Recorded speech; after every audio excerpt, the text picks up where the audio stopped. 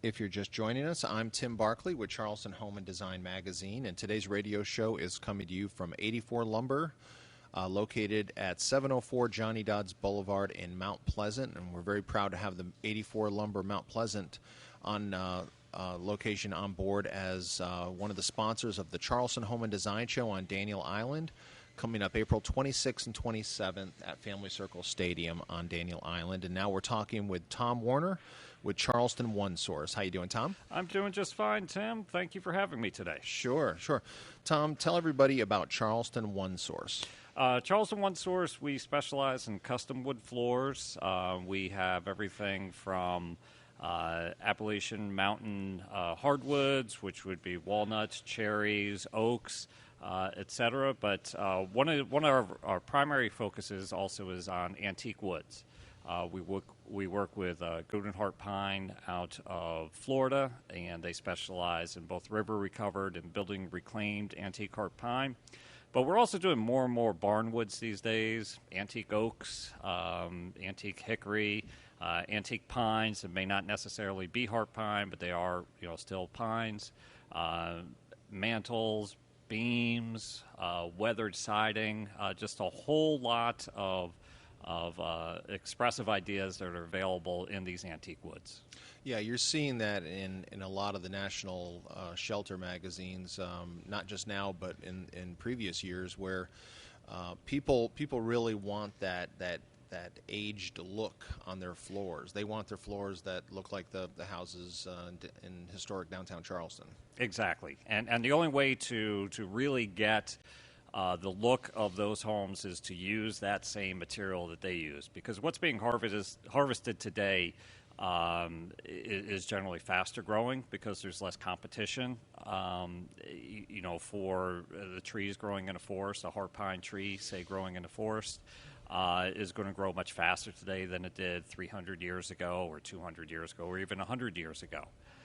So if you want to, if you are matching something that's downtown and you want something to look exactly the same, you've got to go back to the trees that were harvested back then. And the only place that they're available is in reclaimed woods, either the building reclaimed, which may have been old warehouses, or factories or something like that, or logs that didn't even make it to the mill. These are the river recovered logs.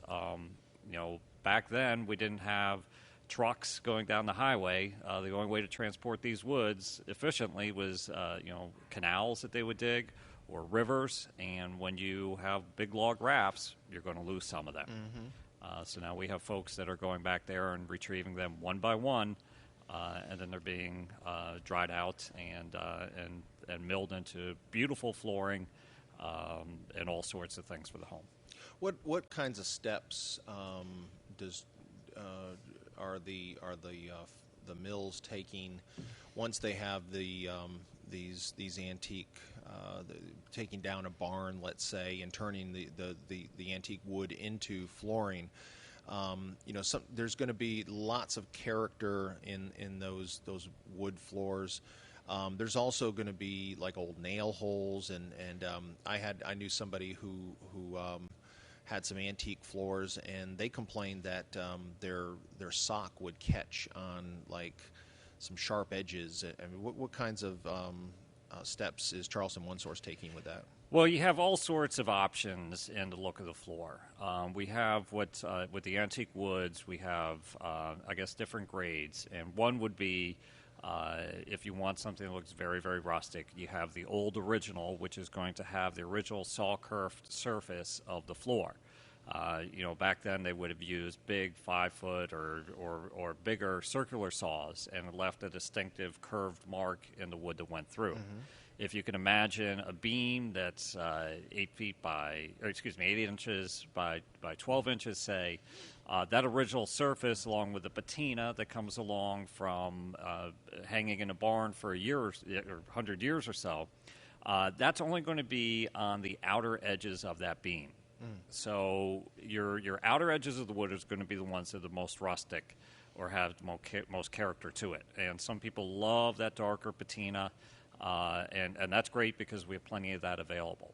As you go deeper into that beam, the wood is going to look closer and closer to newly cut wood today. Your second layer is going to have nail holes on it. Your next cut is going to have fewer nail holes and nail stains. And then after that, it's virtually going to be pristine wood. So you do have some options. Now, what's limiting that is the amount of material that's available. So we can generally separate out 3 different grades. If you want a lot of the original surface, we go with the old original. If you want, if you like that look, but you don't want it to be as rough, we can lightly plane that material. You'll still have some residual kerf marks. You still have some patina, but it's going to look closer to a new floor, and that's like a distress grade.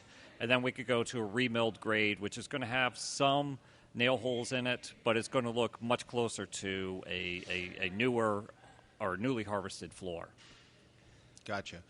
And you were telling me before we started the interview that there are other steps that are taken to make sure that no insects are introduced to the new home and so forth. That might there are a few reasons that it needs to be properly treated, and it's not just you can't just take a beam from a barn, mill it up, and put it into a house.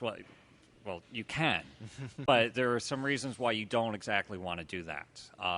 And the first things you need to do, any wood that's introduced into the house needs to be at the proper moisture content. You know, if you're too high or too low, once it adjusts to the home environment, it's either going to shrink if it loses moisture from when it was introduced, or it's going to swell if it gains more moisture. So we want it at a consistent and controllable moisture level. And that generally involves kiln drying the wood prior to milling. And another reason for that is, this wood's been in a barn. So let's face it, a lot of things live in a barn, not only animals, but insects are there as well. And there's also, a barn isn't exactly the cleanest environment, so we may be introducing mold, et cetera, in there.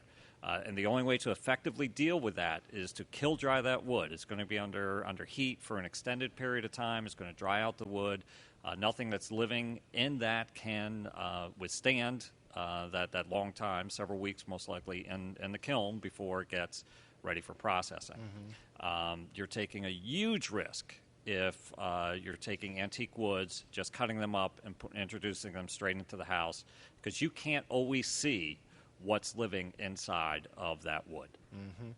Well, tell everybody how they can get in touch with Charleston One Source. Charleston One Source has been here in Charleston, actually in Mount Pleasant, since 2005, so we've been here quite a while. Our mills we work with have all been around for 30 plus, almost 40 years or more. We're located on Coleman Boulevard, 826C Coleman Boulevard. That's about 2.5 miles away from the Ravenel Bridge. You could also visit us on our website, charlestonOneSource.com, or feel free to give us a call at 843-278-1751.